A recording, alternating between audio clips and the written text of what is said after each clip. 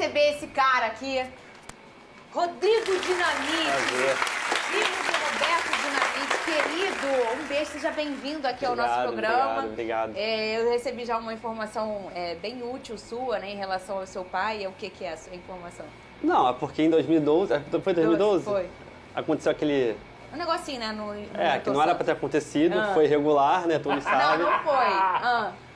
Não tem raiva. Foi no momento ali do lateral, né? Que entregou a bola na mão, que não pode, né?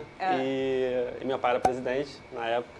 Eu lembro. E aí a gente ficou, pô, como é que a Gandula deu a bola pro jogador e aí saiu o gol do Botafogo, mas acontece, né? Coisa de futebol. Mas você sabe que o Vasco sempre foi um clube muito, assim, querido comigo.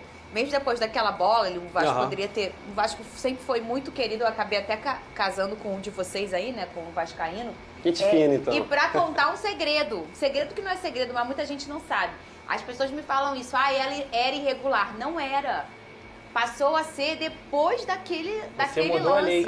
Aquela regra mudou depois daquele jogo, né? E que a coincidências do futebol, o nome Gandula vem de um vascaíno, que é o Bernardo Gandula, que era um jogador que ele era reserva e ele só servia pra catar bola. E aí acabaram, vamos lá, chama o Gandula ali, por conta do Vasco, e aí depois num encontro com o Botafogo, a regra muda de Gandula, que hoje em dia é até hoje essa regra de não poder jogar na mão. Mas na época podia, tá? Muito bem. Seja bem-vindo aqui. Obrigado. E eu queria que você falasse... Eu já vou te fazer uma pergunta.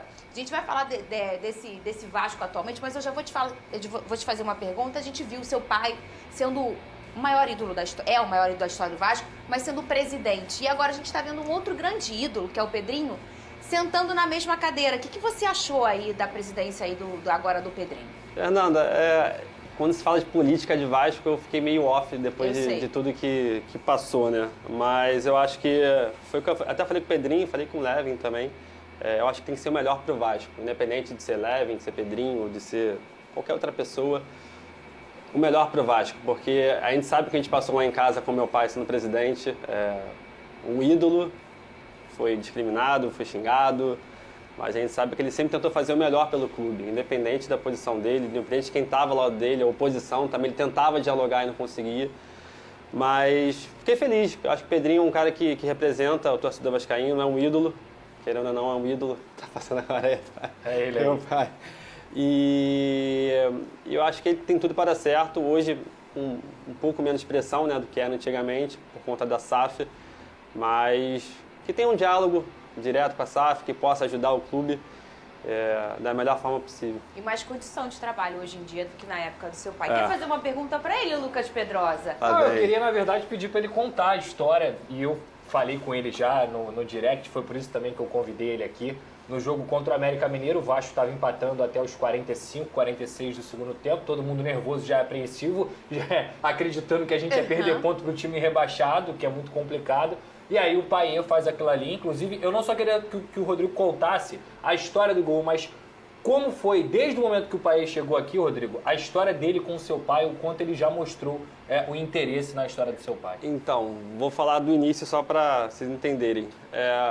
Eu sabia que era no Payet, né, a contratação, até já vi ele jogar lá fora, só que eu não esperava o entendimento dele, assim, não só com o Vasco. O Vasco eu acho que ele teria que entender vai entender ainda o que é o Vasco, ainda está muito recente.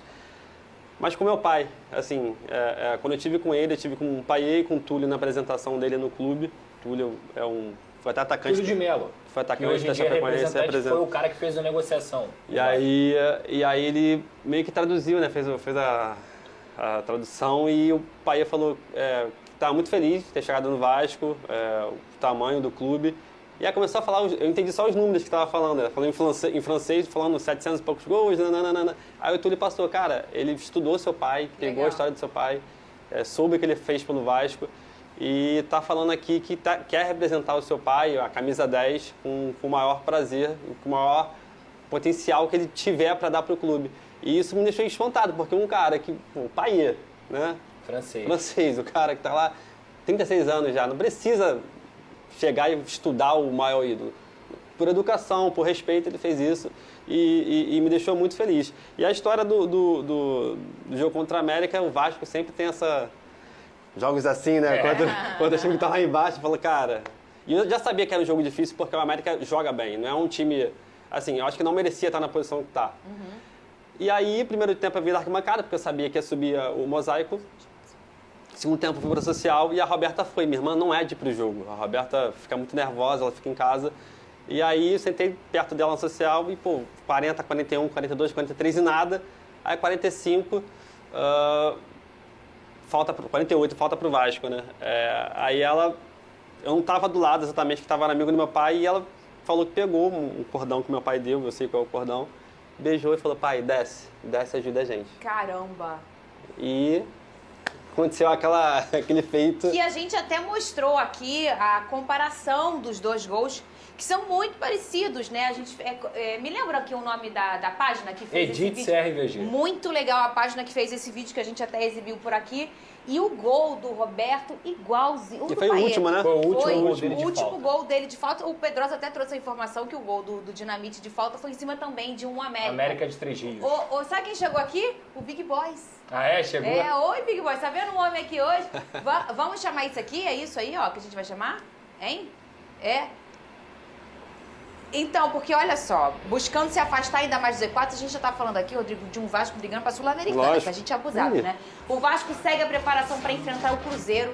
Medel foi suspenso na seleção chilena e deve ir a campo pelo Cruz Maltino. Olha o sorriso do homem. Tu viu ele ontem fazendo... Ele pegou uma pá e cavou o cartão amarelo. Foi isso que ele fez ontem. E que legal, que bom pra gente, porque ele vai enfrentar o Cruzeiro, né? Até tomar, né? Ficou ali, o juiz separou, botou a mão no peito dos dois, ele voltou e tomou o cartãozinho, tá de volta. Que personagem importante está sendo o Medel, Não, né? total. Acho que o Medel é um dos principais ali no Vasco hoje. É um cara que é uma referência, não só ali atrás, né? Mas vai no juiz, fala com o Vegete, fala com todo mundo no campo. Eu acho que é essencial a presença do Medel contra o Cruzeiro. E você acompanha o Vasco bem, assim? Você tá... Fernanda, desde que eu entendo por gente, né? Não tem como. Eu vivi 13 anos no Vasco, né? Então, assim, jogando e depois acompanhando, um período distante por causa da política. Mas é meu time de coração, é o clube que eu amo e vou defender sempre. Cara, se não fosse o clube que... Né? Imagina, o Venê, tá maluco, de quem que ele é? O sangue que corre naquele Embora braço. de casa. Não tem jeito. Uma dúvida aqui sobre essa sua história com o pai. Depois você teve contato com ele ofereceu a camisa, por exemplo, para a família, para vocês? Teve algum contato entre vocês? A camisa do jogo contra o Fluminense, né, no Engenhão 4-2, eu falei com ele, falei, quando você jogar o primeiro jogo, eu faço questão de ter essa camisa guardada, porque, a camisa número 10, meu pai usou e tal. E agora, após esse jogo contra o América, eu já sabia, eu postei, né, e ele sempre reposta, é uma parada impressionante. Ele repostou e botou obrigado. Aí a gente começou a falar, botei o tradutor no Google, né? Bom, né? Quando tá na internet tá maluco, bom, né? Não tem como, Eu perguntei isso porque ele ficou apontando ali para a imagem Mas, do cara, seu pai. foi dele. É isso. É uma coisa, ele fez, assim, eu não esperava. Eu vi na hora, isso aqui não dava pra ver, assim, que era pro pet do meu pai. E eu agradeci, falando, cara, muito obrigado pela homenagem, porque depois, voltando no carro, eu comecei a ver que ele ficou apontando. Sim.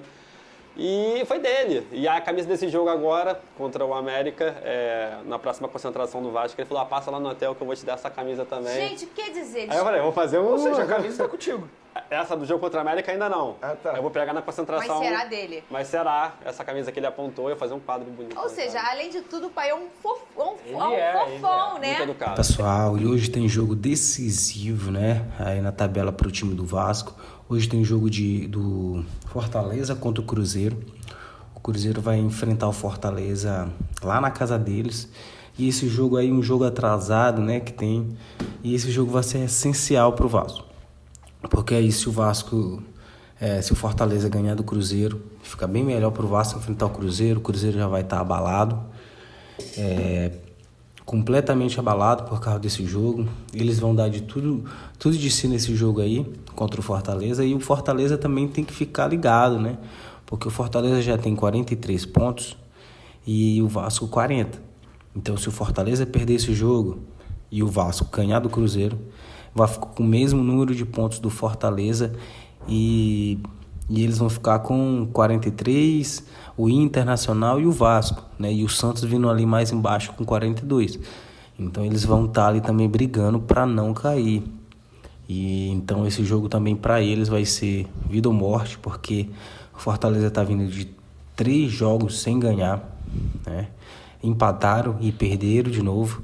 Então, eles também não estão vindo numa boa fase. O Cruzeiro também aí com 3 derrotas consecutivas. E o Vasco está vindo atrás bem melhor do que eles dois, né? Numa sequência bem melhor, com 3 vitórias seguidas. Então, galera, vamos ficar atento a esse jogo. Esse jogo vai ser hoje, às 6h30. E vamos aí dar uma secada aí no Cruzeiro, né? Quem sabe aí se a gente secar eles e o Cruzeiro perder e o Vasco ganhar, praticamente a gente já vai se livrar da zona de rebaixamento. Então é isso, galera. Essas foram as notícias de hoje do Vascão. E aí, galera, o que acharam? Não se esqueça, já deixe seu like, se inscreva no canal se você não for inscrito e fique ligado que amanhã tem mais notícia do Vascão.